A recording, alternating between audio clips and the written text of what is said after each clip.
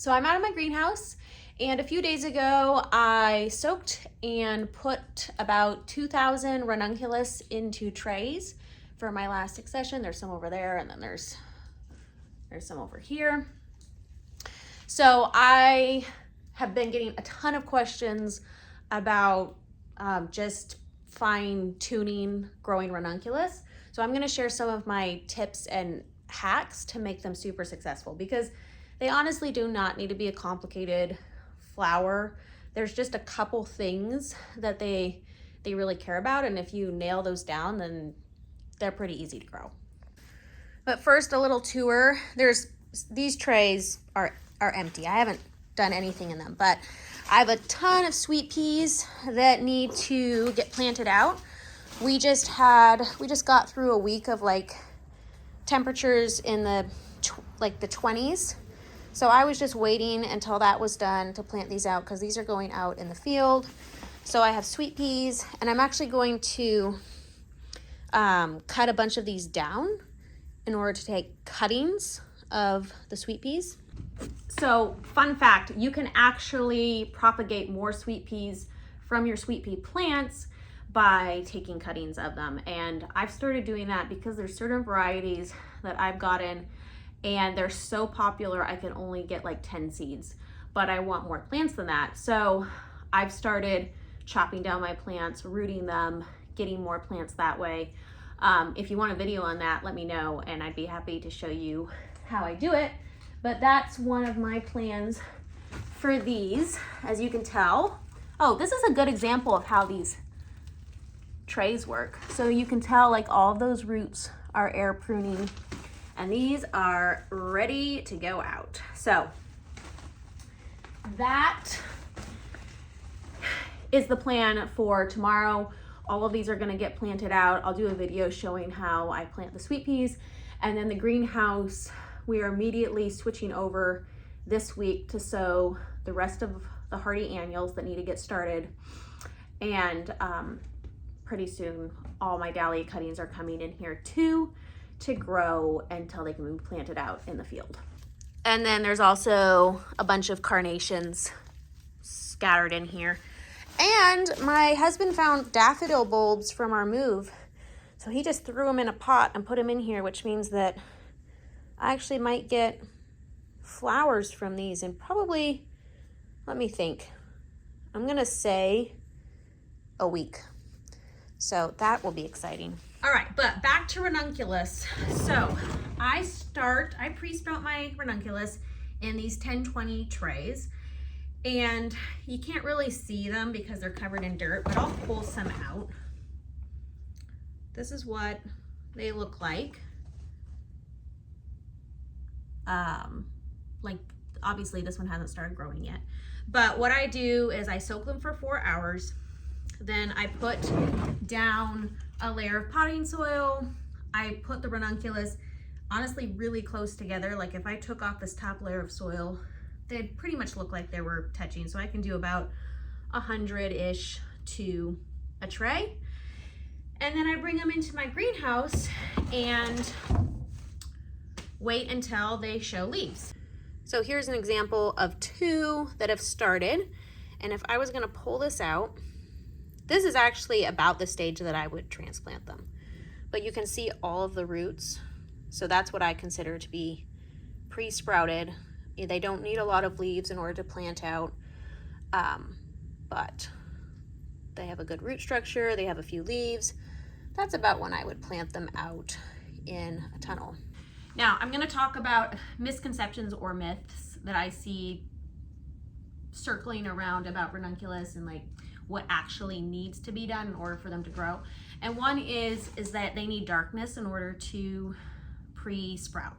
No, they don't, okay? If you think about it, the places where ranunculus are perennials, they come up every fall anyway. I know this because they actually can be perennials in my zone, and I've left them in the ground sometimes, and they come up just fine. The only darkness that they might need is just, you know, having like covered with soil. So you don't need to put them in like a dark closet or anything. It's not gonna hurt. They'll still pre-sprout if you do it, but it's just not a necessary step. The other one that I see is you need to pre-sprout them in a temperature of, 50 to 60 degrees Fahrenheit. And you can absolutely pre-sprout them in that temperature. But honestly, one of the hacks that I have done for years is I will actually put them in an area that is hanging out more around 70 degrees. And the reason why I do that is then they pre-sprout really quickly. They push leaves and roots a lot quicker than if they were in a cooler temperature space. Now, the trick there is that as soon as they start pushing leaves, you want to move them into the ideal temperature for them to grow. And that temperature range is somewhere between 40 to 60 degrees.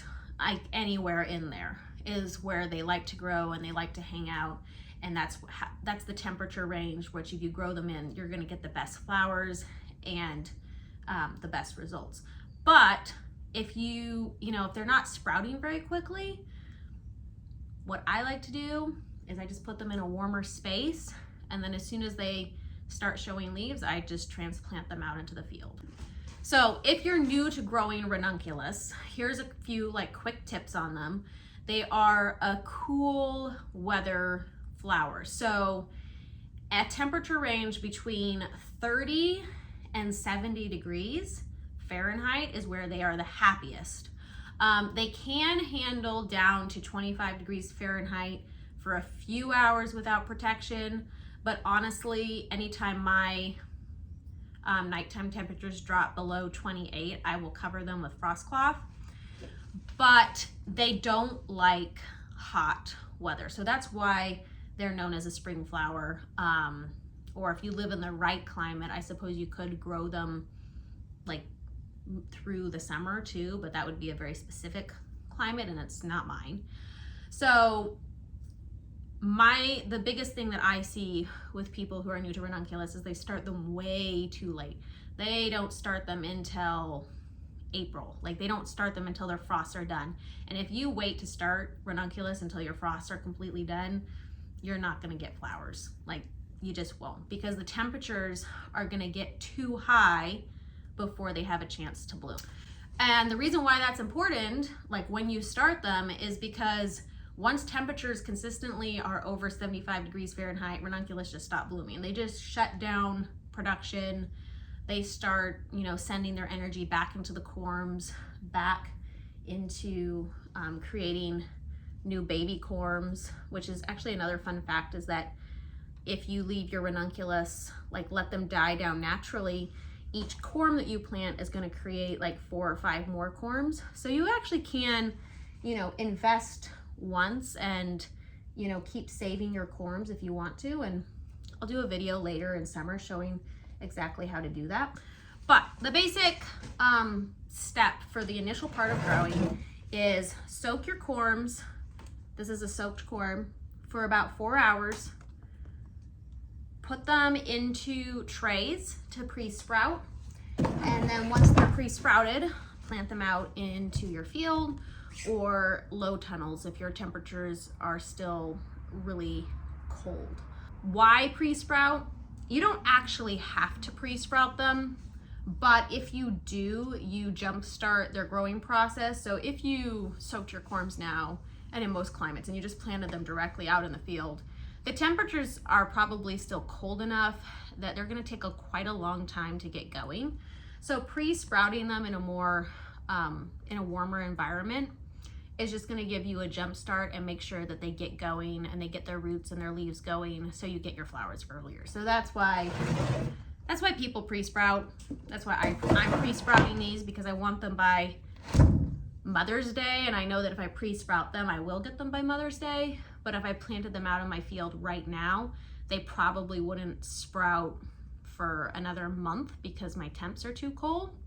So this just buys you more time. It's kind of like the same as starting seeds in a greenhouse.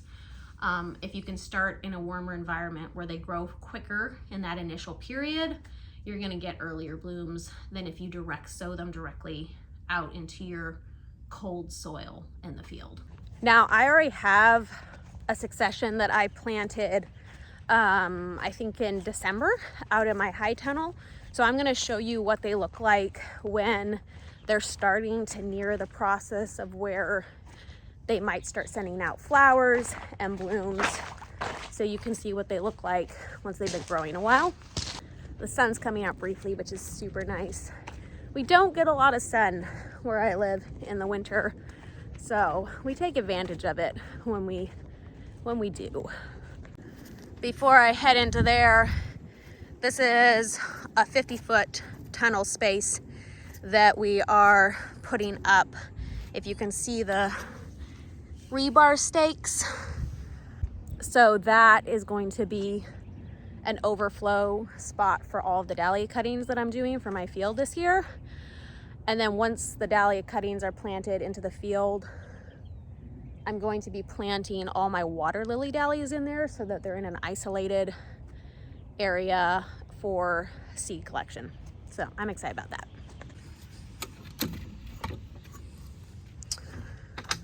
All right, so here's our high tunnel. These are hoops that I need to put in so I can drape the frost cloth over them. So I still use frost cloth, also known as Agribon, in my high tunnel if temperatures drop too low, because this tunnel is not heated, but because it's protected, it does stay warm enough to grow quite a lot of things without a lot of protection. And I had to show you the first baby anemone flower is starting to come up. There's another one. Oh, there's some more. The first flowers of spring are always so exciting to me. Oh, and fun fact about anemones while I'm out here, if you didn't know when you're growing them for the first time, the first flowers always have really short stems, but then you cut from them and they'll keep sending out longer and longer stems. So if you're growing them and you're like, why are they an inch tall? They get longer. All right, so here's some ranunculus. These have been in the ground since December, and there's a whole row of them all the way down to the end. And this is what they look like when they've been growing for a couple months. So these honestly are going to probably start shooting out flower stems within the next couple months. I can tell from just looking at them. And they come up from the base, but this is what they're going to look like after they've been growing a while. So I space my ranunculus about 4 to 5 inches apart. You can do 6 to 8 if you want, but I found like 4 to 6 works really well for most of them. But keep in mind that I also cut from them. Like, I don't actually let flowers just stay on the plant and bloom because I'm growing them for cut flowers. So I cut from them pretty frequently. The other point about ranunculus is when you plant them, you're not planting the corms that deep. So if I took this one and I just kind of try not to disturb it, but if I dug around a little bit, it's only about 1 inch deep.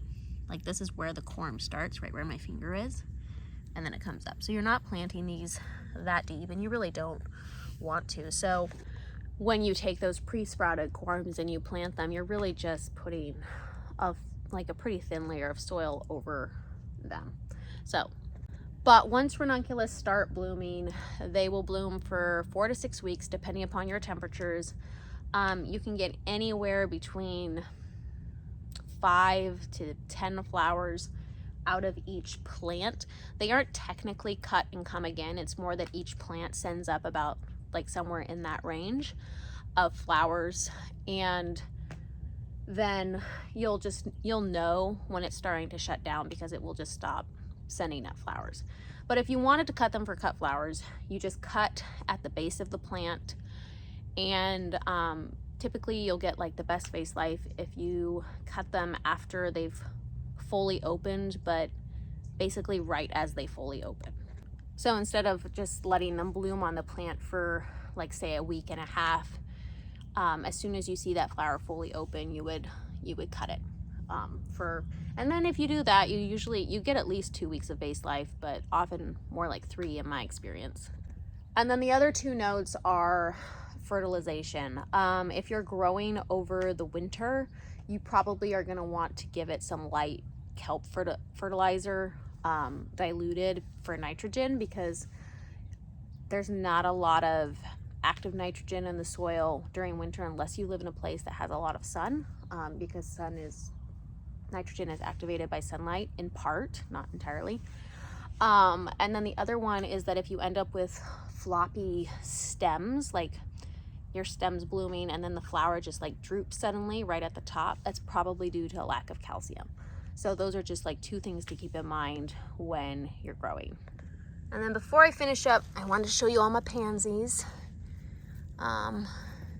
So I planted 400 square feet so far of pansies, and the initial stems are short, but eventually these stems are going to be about 12 inches long, and this whole row is going to be blooming, which I'm so excited about. These are really gorgeous pansies. I'm mostly growing them for seed, actually.